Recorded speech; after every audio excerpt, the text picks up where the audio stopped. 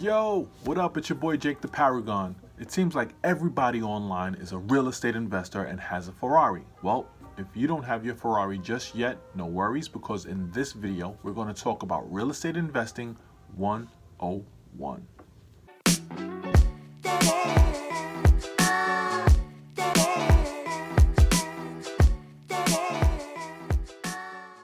Boom! We're back.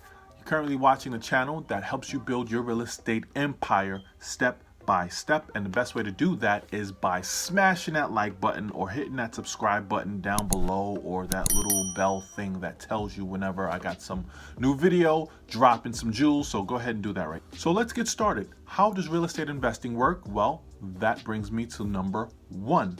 Understanding the investor mindset and what an investor really does. You see, the real secret to being a successful investor is something I call staying away from lazy money.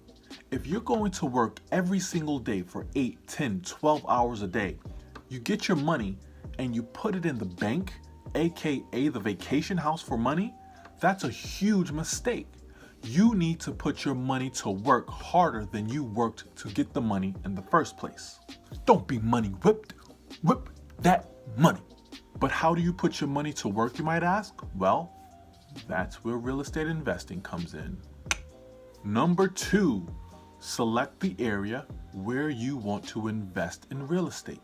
Okay, so now we've established that number one, we want to put our money to work. And number two, we're going to put it to work by investing in real estate. Now we need to really understand where we want to invest in real estate. What area is the best for us to invest our dollars? And the way we're going to do that is by understanding a few things, like how much do houses cost in that area? What are the taxes for those houses in that area? How much are people paying for rent in this particular area? And the way people pay for rent is different based on how many bedrooms and baths they may have. You need to know all these things so you know exactly what you are looking for when you're ready to invest. Also, a great thing to know is where people want to live the most in a particular area, and then start looking on the very outskirts of those areas. This way you can predict the next area to begin to boom, so you can be one of the first people to invest in that particular area. Number three, get your money right. Okay, now that we're experts in our area and we know we're going to invest there, we need to start saving our money up for the down payment. Now, I can't particularly tell you how much your down payment is going to be, but you can always work with a mortgage broker and let them know exactly the type of house you're looking for, how much that house costs. They can find out how much the taxes are, and they can basically tell you how much you're going to have to bring to the table at closing if you were to buy a particular house. The next thing you're going to want to do is you're going to want to make sure that your credit is in good standing, okay? The better your credit is, the better the rate the bank can give you for your loan. This is very important because as an investor, you want the amount of money that you pay every single month for this house to be as small as possible. And getting the best or the lowest rate possible is one of the best ways of doing that. And to get that, you're going to need good credit. Number four, find the property that you want to purchase.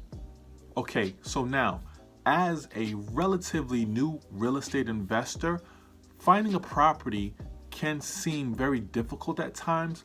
So what I would suggest is hiring a real estate agent that knows your area very well. You're going to want to hire a real estate agent that is very familiar with the investing process. This is like the first step of building your team to become a real estate investing boss.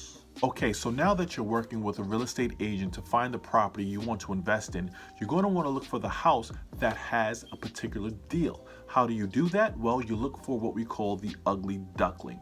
You don't want a house that's abandoned and really messed up and has a lot of work that needs to be done to it. But what you want to find is the house that's owned by someone that hasn't really kept it up. You know, the landscaping is really poor, the windows are old, they haven't painted in forever, and they're just really trying to get out of the property.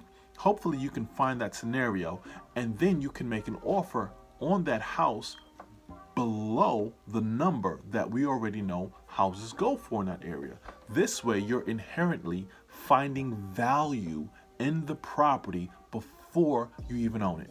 Now that we know exactly the house that we want to purchase in the area that we're an expert in, we're going to make an offer. And this offer isn't going to be for the price that the most expensive house on the block is. No, we're going to come in way below that because we already know we have some work to do to the house. We have to paint, we have to do the floors, we have some landscaping to do, and that justifies a lower price for what we want to purchase the house for, as opposed to paying top dollar for the prettiest house on the block.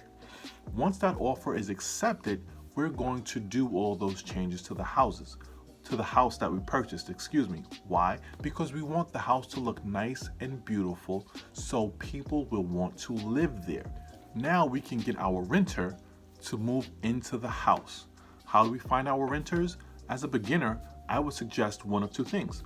Either one, you can work with your real estate agent who usually knows how to find someone who wants to rent your house. They can actually do credit checks and background checks to make sure that a qualified tenant is moving into your house. But in my opinion, what I think everyone should start out with is find a way to work with a property manager. Because remember, the goal is to become an investor and have the money work for you and have you do as little work as possible so you can move on to the next investment. So look for property managers in your area, and when they give you the number it's going to cost for them to manage the property for you, you're going to make sure that that number doesn't interrupt the numbers that you have, because you want to make sure all of the expenses it costs to hold that house is lower than the amount of money that comes in every single month. So when a renter moves in and they pay you their rent every single month, a part of that rent is going to go towards the mortgage and other expenses for the house, and you should have some money left over to go into your pocket. And now we move on to number 6. Repeat the process.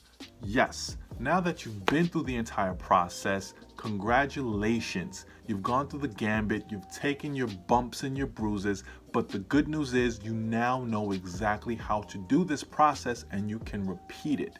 And the wealth comes in repeating this process over and over and over again, so you can build your net worth, you can build your wealth, and eventually you can have that Ferrari like everybody else that's online and talking all the crap and blase, blase, blah. All right, so there you have it. Real Estate Investing 101. I'm out of here. Peace.